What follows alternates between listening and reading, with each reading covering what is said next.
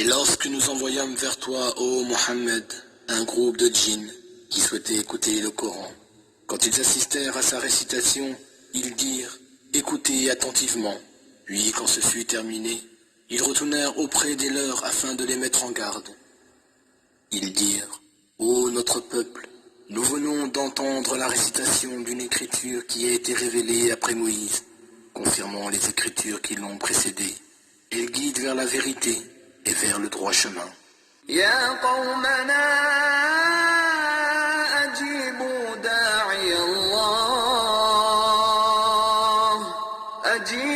داعي الله وآمنوا به يغفر لكم من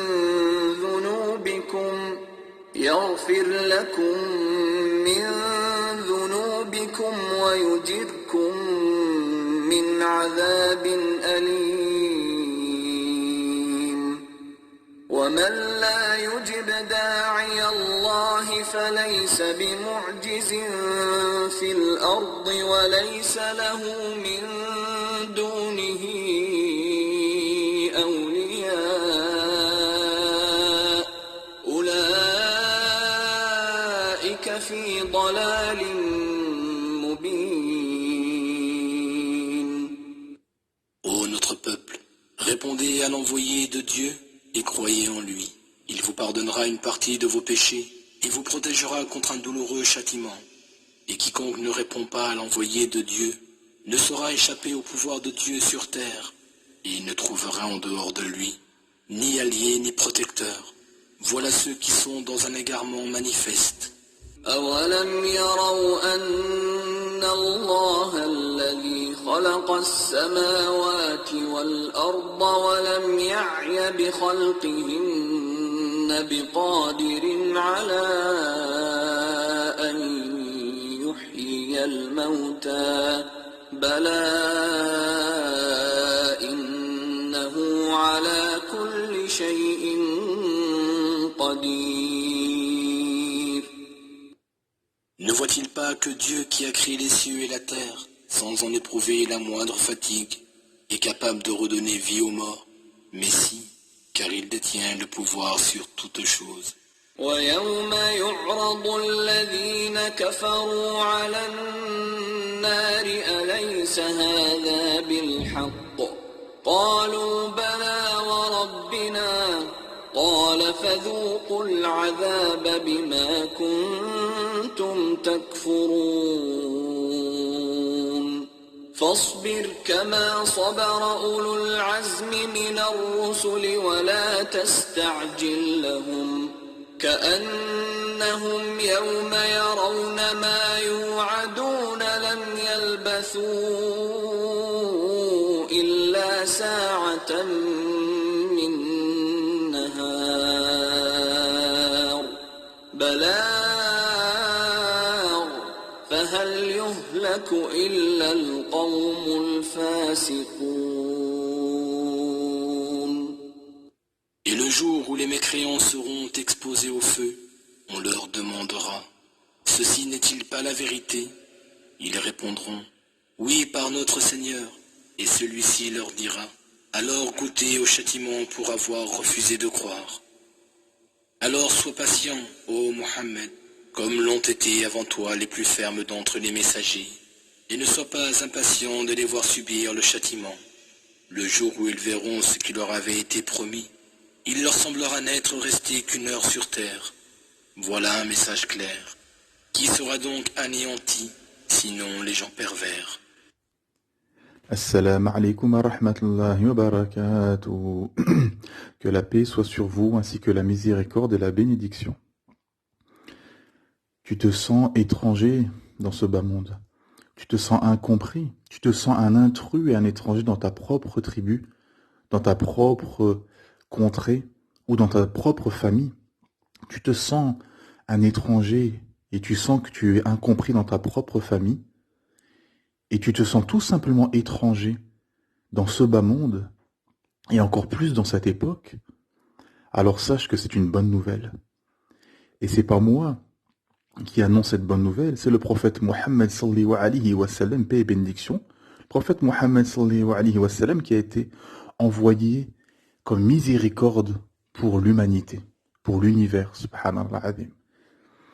Et le prophète Mohammed sallallahu alayhi wa sallam nous dit, dans ce fameux hadith connu, Al-Ghuraba, le prophète Mohammed sallallahu alayhi wa sallam nous dit, l'islam a commencé comme quelque chose d'étrange, et il redeviendra quelque chose d'étrange, alors annoncez la bonne nouvelle aux étrangers.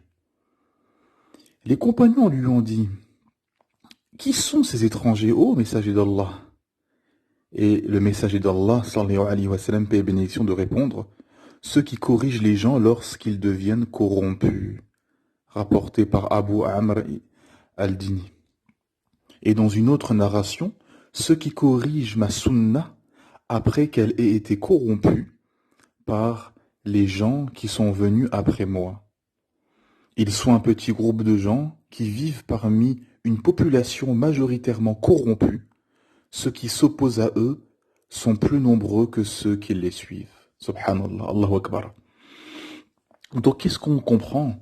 On comprend, comme ont détaillé et ont expliqué les savants, que on est dans cette époque justement de Ghuraba, d'étrangers. Alors Ghuraba, les étrangers, on dit étrangers, dans notre propre famille, tribu, et tout simplement dans ce bas monde. Car, comme dans le hadith, l'islam a commencé étrange. Car quand l'islam, en tout cas la révélation, parce que l'islam existe depuis notre père Adam, alayhi salam, la soumission, c'est la soumission au Créateur Allah subhanahu wa ta'ala. Tous les prophètes étaient musulmans et ont appelé au tawhid, à l'unicité divine et à l'abandon des idoles et à la soumission au Créateur Allah subhanahu wa ta'ala. À se soumettre à lui de façon légiférée, comme il nous l'a expliqué et révélé dans ses législations. Et dans, là en l'occurrence, la dernière législation à suivre pour toute l'humanité, qui est le Saint-Coran, le Coran, accompagné de la sunna prophétique, avec la compréhension des salaf as-salih, des pieux prédécesseurs et des savants de la communauté musulmane, de la sunna. Et donc l'islam a commencé comme quelque chose d'étrange, parce qu'à l'époque du prophète Mohammed sallallahu alayhi wa sallam, c'est quelque chose d'étrange en fait, parce que les gens étaient dans le polythéisme, l'association, le shirk, partout dans le monde, même ceux qui se sont réclamés du dernier prophète qui était venu juste avant le prophète Mohammed sallam, qui est Isa, Jésus, alayhi salam, paix sur lui. Les gens qui l'ont suivi, les gens qui se réclamaient de lui, donc les chrétiens, l'ont associé à Allah Ta'ala. Et vous savez quelle horrible association ont fait les chrétiens à Allah Subhanahu wa Ta'ala. Et là où le prophète Mohammed sallam a commencé sa prédication à la Mecque, les Quraysh, donc la principale tribu qui dominait à la Mecque, étaient des mushrikines. Ils croyaient en Allah. Comme Allah Ta'ala nous dit, si tu leur demandes qui a créé les cieux et la terre, ils diront certainement Allah. Ils croyaient en Allah, mais le problème c'est qu'ils associaient à Allah. Ils avaient plus de 300 divinités dans la Kaaba, à la Mecque. Et le prophète Mohammed sallam a appelé au tawhid, à l'unicité divine, à l'abandon des idoles et à la soumission à un seul créateur, un Dieu unique, Allah subhanahu wa ta'ala, le tawhid. Et ils n'ont pas voulu. Ils ont rejeté ça. Pourtant, le prophète sallam, avant d'être prophète, était connu dans toute l'Arabie comme quelqu'un de noble, qui avait des bonnes manières, qui était probe, qui était honnête, juste, qui disait la vérité. Il était surnommé le véridique.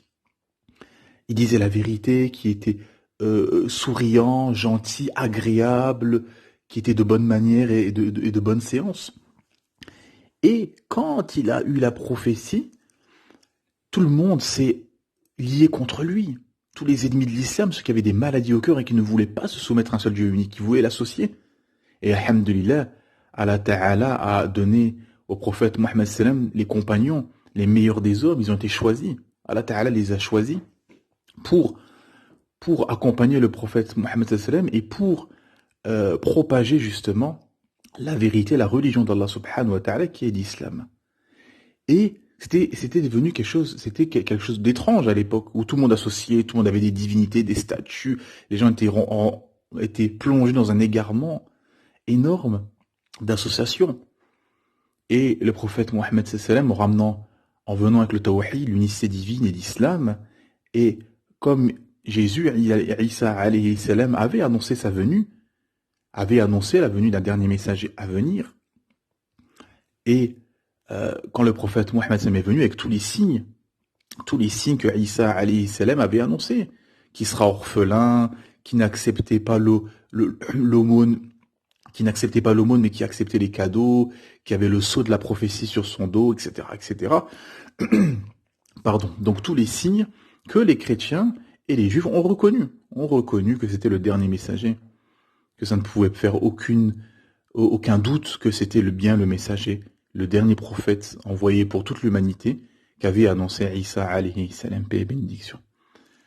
Et ensuite, alhamdoulilah, comme vous le savez, la prophétie s'est propagée, alhamdoulilah, l'Arabie s'est convertie, le khalifa s'est propagé, et une bonne partie de l'humanité était sous protectorat et sous khalifa, et l'islam s'était propagé, alhamdoulilah. Et on arrive à nous aujourd'hui, on est dans cette époque justement, où l'islam est perçu comme quelque chose d'étrange, où on a en Occident, où il y a la peine de mort, par exemple, pour des fœtus innocents dans le ventre de leur mère, qu'on appelle avortement, mais il n'y a pas la peine de mort pour des criminels et des violeurs. Un paradoxe. Où on ne peut pas avoir 2 ou 3 femmes, donc la polygamie, 2 ou 3 femmes dans le mariage, l'honneur avec des conditions, mais on peut avoir 10, 20, 30 concubines dans le haram, dans le déshonneur des familles, dans l'infidélité. Où l'alcoolisme et les jeux d'argent se propagent avec toute la dépendance, dépression, suicide, d'éclatement des familles et finalement éclatement de la société qui en découle, etc., etc. On peut continuer l'exemple comme ça, les contradictions, les paradoxes de l'Occident, où il parle de la protection des enfants, la protection des femmes, alors qu'ils jettent des bombes depuis des années en Irak, en Syrie, en Afghanistan, etc. Donc si on s'intéresse à l'intérêt et à la protection des femmes et des enfants, on ne jette pas des bombes qui pèsent des tonnes sur des civils innocents, en Irak, en Syrie, en Libye, en Afghanistan, etc., etc. Ou même dans d'autres contrées qui ne sont pas musulmanes, au Japon, au Vietnam, etc., comme ça s'est passé. Donc, et ce système occidental, qui a pollué justement beaucoup, qui a pollué le monde entier, une bonne partie du monde, même dans certains pays musulmans, cette mentalité athée, où tout est acceptable finalement. Tout est acceptable, on peut tout entendre. Tout est acceptable, interdire d'interdire, la course à la débauche, etc. Où les déviances les plus farfelues sont acceptées et on vote même des lois pour t'encourager à ta déviance. Hein? Donc c'est du fanatisme dans l'égarement et dans le satanisme. Et toi qui viens avec le tawhid, avec l'islam et avec la bienséance et la pudeur et avec les règles divines, t'es perçu comme quelqu'un d'étrange dans la société, dans les sociétés occidentales qui sont athées, qui sont pour beaucoup des ennemis de l'islam, et même dans les sociétés musulmanes parfois. Dans certaines sociétés musulmanes qui se réclament de l'islam, celui qui est assidu est considéré un peu comme quelqu'un de marginal, et jusqu'à dans sa propre famille. On a entendu des témoignages, et dans des familles maghrébines. Bien sûr, il y a des sœurs, machallah, qu'Allah augmente leur foi et les assiste, des sœurs converties, qu'on peut appeler des françaises de pure souche, qui sont converties à l'islam, alhamdulillah, et qui ont mis les hijabs, et qui ont été combattues par leur propre famille.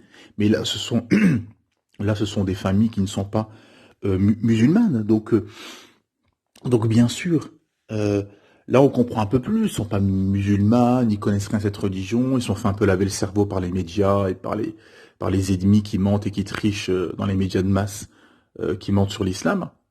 Mais là je vous parle de familles maghrébines qui se disent musulmanes, des familles maghrébines qui se disent musulmanes et qui combattent leurs filles dès qu'elles commencent à mettre le hijab ou le jilbab, qui combattent leurs fils quand ils commencent à laisser pousser la barbe, mettre un serouel, ouvrir des livres de religion, de dîn, d'aller à la mosquée.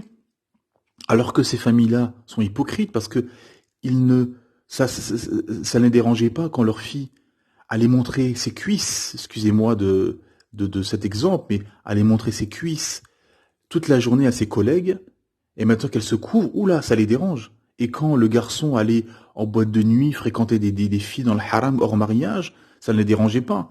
Maintenant qu'il a de la pudeur, qu'il va à la mosquée, qu'il prie, là ça les dérange. Un paradoxe.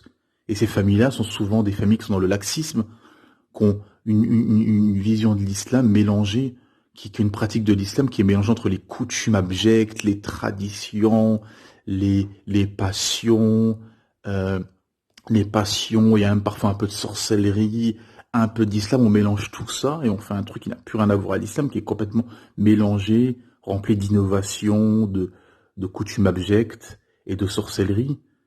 Et on fait croire que c'est ça l'islam, mais quand leurs enfants, alhamdoulilah, parce qu'Allah Ta'ala guide qui il veut, et réforme qui il veut, et, et éprouve qui il veut, et quand Allah Ta'ala met dans ces familles-là, qui sont plongées dans les coutumes et les passions, un guide la jeune fille ou le jeune homme de cette famille, et qui leur dit non, ce que vous faites, ce n'est pas bien, etc., il est combattu pour chasser, comme le prophète Mohammed sallallahu alayhi wa sallam a subi.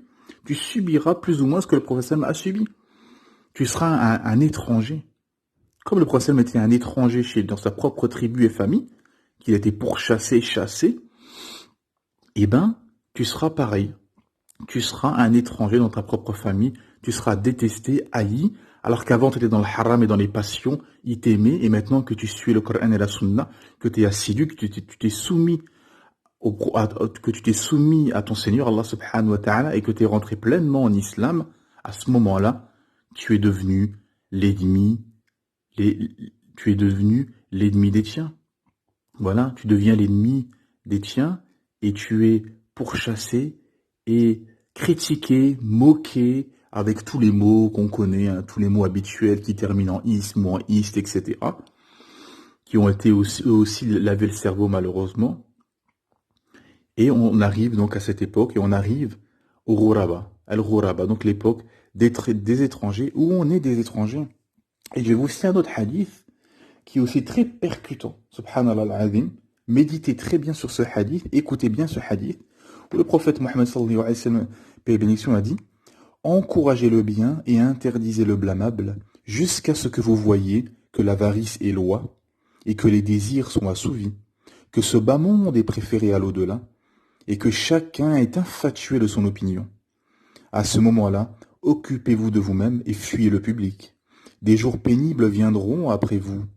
Vivre à cette époque nécessitera pour les musulmans une patience équivalente à celle qu'il faut pour tenir du charbon ardent dans la main. Quiconque à ce moment-là sera capable d'avoir cette patience recevra la récompense de 50 personnes. Allahu Akbar, subhanallah. Les compagnons demanda au messager d'Allah la récompense de 50 parmi eux. Non, non, non. Le prophète Mohammed sallallahu alayhi wa sallam répondit: 50 personnes d'entre vous, les compagnons, rapporté par Al-Tirmidhi. Vous vous rendez compte? Comme disait un da'i, un prédicateur à la lecture de ce hadith, on a cette opportunité, on est dans l'époque de la fin des temps. Certains disent, voilà, le système, on est dans le système de Dajjal. Le Dajjal, bien sûr, n'est pas encore là, il sera un homme, un fils d'Adam, mais on est en quelque sorte un système Dajjal, en quelque sorte, qui appelle justement à la fitna, au trouble et à l'abandon de l'islam, et à se détourner de l'islam, voilà, de billah, et de suivre et d'aller les deux pieds dans le toboggan vers le plan de Satan, voilà, de billah. Et on est dans cette époque-là où on est les premières générations qui connaissent pas le khalifa. On n'a pas connu le khalifa. On est dans une époque divisée. Les pays musulmans sont fracturés, sont alignés dans des États-nations à l'occidental, individuels, nationalistes, chacun dans son coin, divisé. On est dans une époque de fin des temps difficile. On est dans l'époque d'Al-Ghuraba. Mais on a cette opportunité qu'Allah subhanahu wa ta'ala nous a donnée d'avoir la récompense de 50 sahaba.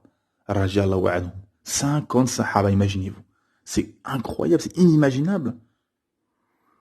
Mais pour avoir cette récompense extraordinaire, il faut tenir. Il faut se soumettre à Allah, appliquer son Coran, sa Sunna, appliquer le Coran et la Sunna, suivre les pieux prédécesseurs, suivre avec la compréhension des savants, se soumettre à Allah subhanahu wa ta'ala, obéir à Allah subhanahu wa ta'ala, craindre Allah subhanahu wa ta'ala, faire le bien, alhamdulillah, et Inch'Allah, tu auras cette récompense, la récompense de 50 compagnons du prophète Mohammed sallallahu alayhi wa sallam, paix et bénédiction, subhanallah. Et c'est ça qu'il faut comprendre et qu'il faut, prendre la mesure de ceci et d'agir en conséquence, subhanallah. Bismillah. Pardon. Et on a souvent des ennemis de l'islam qui attaquent les musulmans en disant oui, si l'islam c'est la vérité, pourquoi tout le monde n'est pas musulman? Ou bien d'autres ambiguïtés en disant regardez, vous avez beaucoup de Maghrébins, d'Africains, de gens qui se réclament de l'islam, qui sont d'origine d'un pays musulman, ça ne veut pas dire qu'ils sont musulmans, donc c'est pour ça que cet argument est faible, en disant regardez, ils se jettent dans la Méditerranée, quitte à se tuer pour venir chez nous en Europe, en terre de mécréance, comment ça se fait, etc. C'est un argument qui est très faible et qui est facilement réfutable. Déjà, premièrement, tous ceux qui viennent ne sont pas forcément musulmans. Déjà, il y a des athées, il y a des gens qui sont d'autres religions, qui se réclament d'autres religions, qui ne sont pas musulmans, ou qui sont athées, ou qui sont musulmans pour beaucoup, mais voilà, de coutume, de tradition, sans plus. C'est-à-dire, ils n'ont pas pris la mesure et la profondeur du message divin. Ils n'ont pas fait un pacte avec le Seigneur de l'univers, car l'islam est un pacte avec le Seigneur de l'univers, Allah subhanahu wa ta'ala. Ce n'est pas une coutume, un héritage qu'on prend et qu'on met dans le placard et qu'on pratique comme ça, de façon vite fait, sans plus, sans science, sans conviction. C'est une conviction, l'islam. Et ces gens viennent, oui, ils suivent leur passion. On est bientôt dans l'époque de Masih ad-Dajjal. On a cette époque où beaucoup vont le suivre, malheureusement. C'est suivre ses passions, c'est facile. Regardez par exemple sur YouTube, ceux qui font le plus de vues, qui font des millions de vues, sont des gens qui appellent au trouble, à la fitna, à la débauche, à la fête, au haram, etc. Par exemple, les sites internet où il y a le plus les sites internet les plus suivis, où ils sont le plus vus, sont les sites pornographiques. Wal'iyadu billah. Donc c'est pas un gage de garantie de science. Ce n'est pas un dalil, ce n'est pas une preuve, la majorité. Comme Allah Ta'ala nous a dit dans Surat Yunus verset 99, si Allah aurait voulu, tout le monde aurait cru. Donc si Allah aurait voulu, tout le monde aurait cru, tout le monde serait musulman. Donc premièrement. Ensuite, deuxièmement, on a ce verset où Allah Ta'ala nous dit, et si tu obéis à la majorité de ceux qui sont sur la terre, ils t'égareront du sentier d'Allah. Ils ne suivent que la conjecture et ne font que fabriquer des mensonges. Surat Al-An'am, Surat 6, verset 116. Subhanallah. Donc Allah Ta'ala, il y a plusieurs ayats comme ceci, qui se répètent dans le Coran, où Allah Ta'ala nous dit, si tu suis la majorité de ce bas monde, ils t'égareront. Donc la majorité n'est pas un dalil, n'est pas une preuve, n'est pas une garantie. Au contraire, c'est le contraire même. C'est le contraire. Car il y aura toujours un groupe qui sera sur la vérité, et on sait que la majorité n'est pas une garantie, qu'au contraire, Allah Ta'ala nous éduque et nous explique que la majorité suivent la conjecture, suivent la masse, sont des moutons en quelque sorte, suivent la conjecture, fabriquent des mensonges, etc. Pas beaucoup suivent la vérité. Pas beaucoup s'accrochent au Coran et à la Sunna. La majorité suivent leur passion et vont là où leur incitatrice les emmène, à leur perte, tout simplement. Ce n'est pas une preuve. Et au contraire, le prophète Mohammed sallam, quand il a appelé à l'islam, il a fait le tour des tribus arabes pendant des années et ils l'ont rejeté, craché, insulté. Ils n'acceptaient pas. Pendant des années, il n'y avait aucune tribu qui avait accepté. Parfois, il y avait des négociations où le chef de tribu hésitait, disait au prophète Mohammed sallam, il faut que je voie avec mon chef militaire, il faut que je discute, moi je suis pas tout seul, j'ai pas tous les poids. Ok, le prophète sallam dit salam alaikum, il partait. Subhanallah. Pourquoi? Parce que le prophète sallam avait une mission, et sa mission était de construire une civilisation, la civilisation musulmane, une civilisation pour la sauvegarde de l'humanité, pour propager le tawhid, pour propager la vérité de l'islam à toute l'humanité. Et pour cela, comme toute entreprise, comme dans tout sport, comme dans n'importe quoi, il faut prendre les meilleurs, l'élite. Et le prophète sallam, c'est ce qu'il a fait. Il a recherché l'élite, les meilleurs. Bien sûr, tu pouvais te convertir, il n'y a pas de problème, même si tu avais des carences, etc. Ce n'était pas le sujet. L'objectif était d'avoir justement l'élite. De ne pas avoir des gens hésitants, des gens douteux, ambigus. Non. T'acceptes ou pas, tout de suite. Le messager d'Allah est là. Il est venu pour l'humanité, construire une civilisation, construire des hommes, éduquer des hommes et des femmes pour propager la vérité à l'humanité. T'es prêt ou tu n'es pas prêt? C'est ça.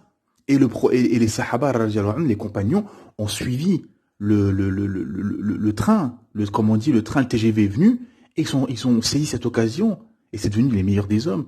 Des esclaves, des gens faibles, rabaissés, écrasés, sont devenus les meilleurs des hommes, sont devenus des savants, sont devenus des grands intellectuels, sont devenus des dirigeants, etc.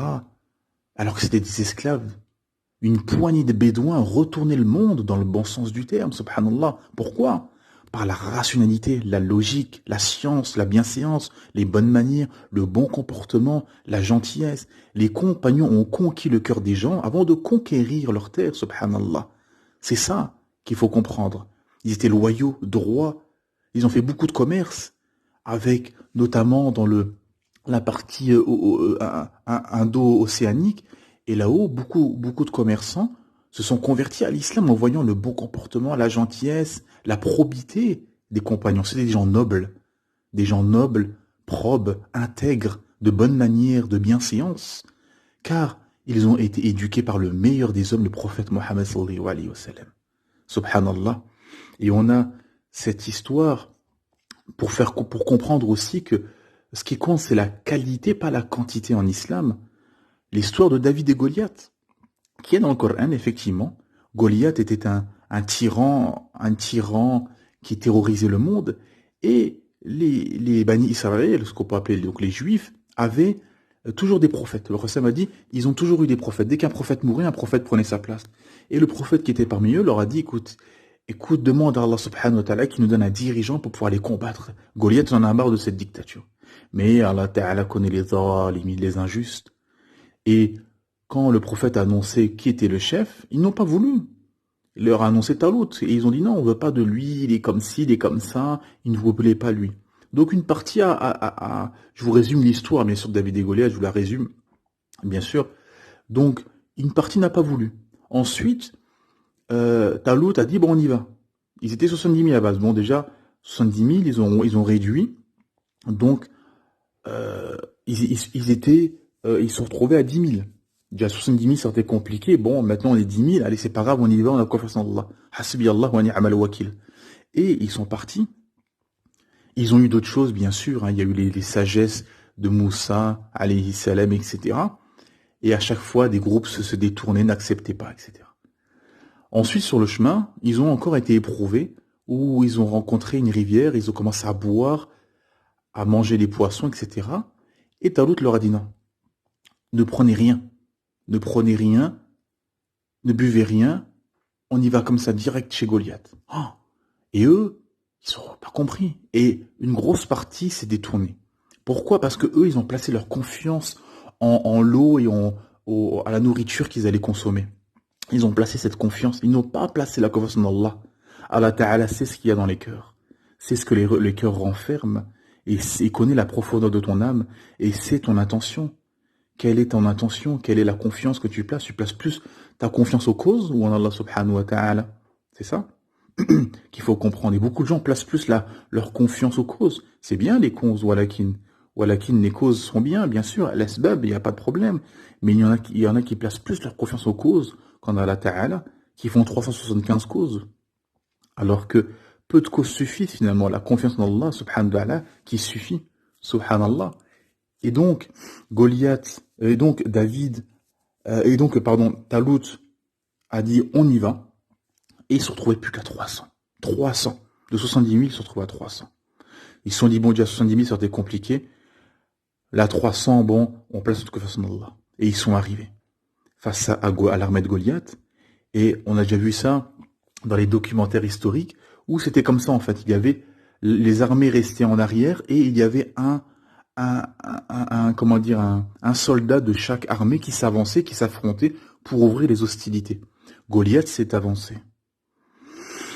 À ce moment-là, Talout dit, qui avance? Personne. Qui?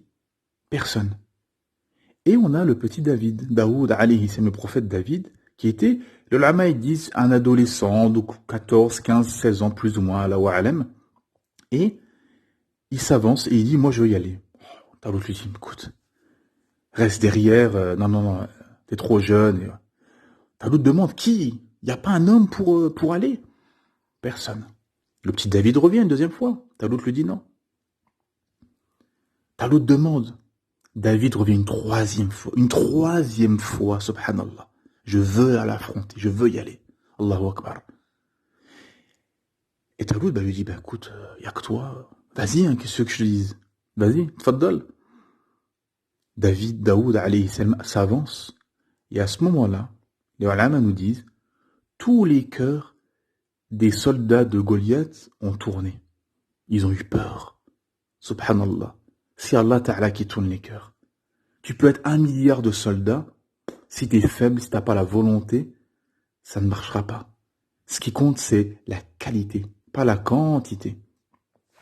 Et, subhanallah, le cœur des soldats de Goliath a tourné. Ils ont eu peur.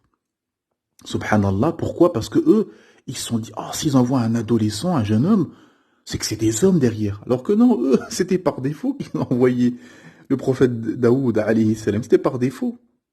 Et à ce moment-là, David prit une pierre, jeta la pierre sur la tête de Goliath et il mourut sur le champ. Allah Ta'ala a permis cet exploit. Et l'armée de Talut a gagné. Et alhamdulillah, et Daoud, alayhi salam, est devenu par la suite un prophète et un roi en même temps. Et ensuite, il y a eu son fils, Sulayman, Salomon, alayhi salam.